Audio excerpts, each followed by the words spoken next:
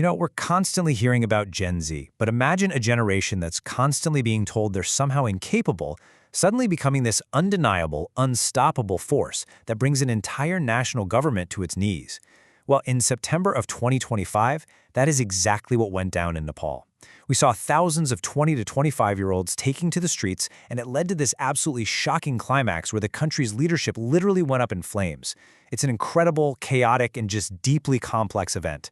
And today, we're going to break down exactly how the whole thing happened. So, welcome to The Explainer. We are tackling a really fascinating and explosive topic for you today. Our core mission here is to unpack the incredibly intricate web of triggers that led to the total collapse of the Nepalese government.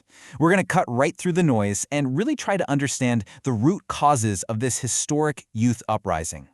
And here is our roadmap for today. First, we'll look at the Gen Z revolt itself. Then we'll move on to the social media catalyst, the economic powder keg, the cycle of corruption, and finally, we'll hit the breaking point. Let's just dive right in. Okay, Section 1. The Gen Z Revolt, a government in flames. To really grasp the magnitude of this event, you have to look at the sheer scale of what unfolded in Kathmandu. Just looking at the reported facts, it's pretty staggering. The Prime Minister's residence was set on fire. The Parliament building itself was engulfed in flames. The Finance Minister was literally chased down the streets by protesters. And ultimately, it led to Prime Minister KP Sharma Oli being forced to resign. Now, to understand how a nation gets to this extreme, boiling point level of unrest, we have to rewind a bit and look at the immediate catalyst. Which brings us to Section 2, the social media catalyst, the spark that ignited it all. So, while this anger had obviously been building up for a long time, there was a very specific spark that just pushed the public right over the edge.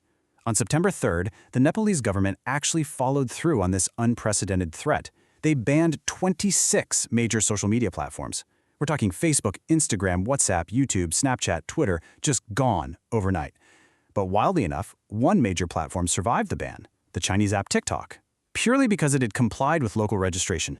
Now, the government officially cited the need to prevent cybercrimes as their reason. However, the youth saw it very, very differently. As one quote put it, they called the move extremely against our freedom of speech, and they want to control us, just like a dictator. Protesters were claiming that this ban was essentially a deliberate tool used to suppress dissent and hide government corruption that was actively going viral online at the time. But a social media ban alone doesn't usually cause people to burn down a parliament, right? So what was the underlying desperation fueling this fire? That brings us to Section 3, the economic powder keg, a tale of two Nepals. Because long before anyone's apps were turned off, there was a deep, massive structural crisis brewing. Look at this number. 20.82%. That was the youth unemployment rate in Nepal in 2024. That means more than 1 in 5 young people were just completely stranded without jobs. It left an entire generation totally desperate for a way to just survive. And that 20% unemployment rate directly leads us to this next, just incredibly sobering number, 15,000.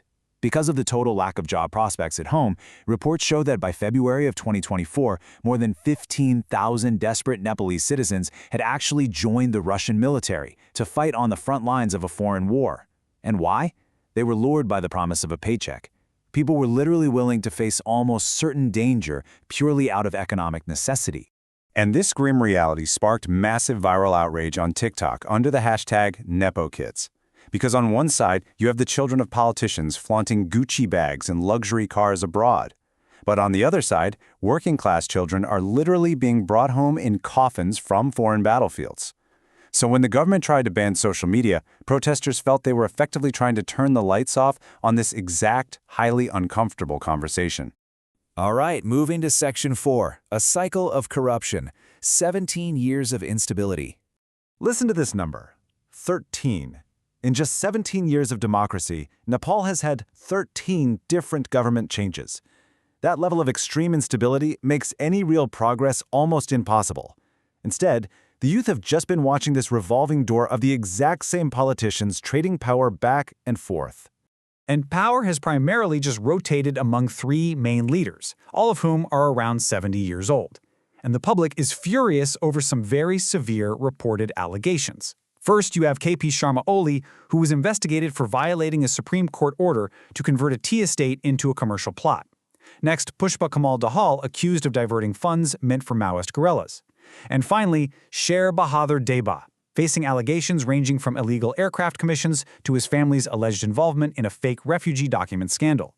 So the youth look at this leadership board and basically see absolutely no clean options. So, you might be wondering, how does this cycle just keep going? Well, it comes down to a practice known as 2006 policy immunity.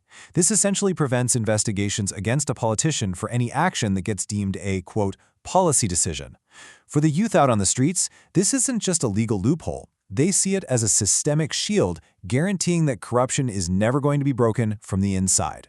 And finally, Section 5, the breaking point, September 8th and 9th, 2025. When all of these systemic threads finally collided, things escalated with terrifying speed. On the morning of September 8th, it actually began as a peaceful march. But by midday, police had deployed water cannons and tear gas. By the afternoon, as protesters breached Parliament, the situation turned deadly. Reports indicate police fired live ammunition, resulting in at least 19 reported deaths and over 400 injuries. They tried a 3:30 p.m. government curfew, but it completely failed, and the protests just spread nationwide like wildfire. By the very next day, September 9th, the government was in total freefall. In the morning, they desperately tried to backtrack. The Home Minister resigned, and that social media ban was finally lifted. But it was way too late. The momentum was entirely unstoppable by this point. By midday, enraged protesters began burning official residences. By early afternoon, the situation was so dire that the army actually had to evacuate ministers using helicopters. And finally, at 2 p.m., Prime Minister KP Sharma Oli officially resigned. Against all odds, the Gen Z revolt had actually succeeded. Now, the immediate protests may have brought down a government, but the long-term reality here is so much more complicated. The 20% unemployment, that systemic immunity, those deep economic divides, those things don't just disappear overnight. The events in Nepal serve as a really stark global reminder of what happens when real systemic issues are ignored for way too long and when a government tries to silence a generation instead of actually listening to it. So it really leaves us with this one massive question. How does this democracy even begin to rebuild trust when the youth have completely fundamentally lost faith in the system?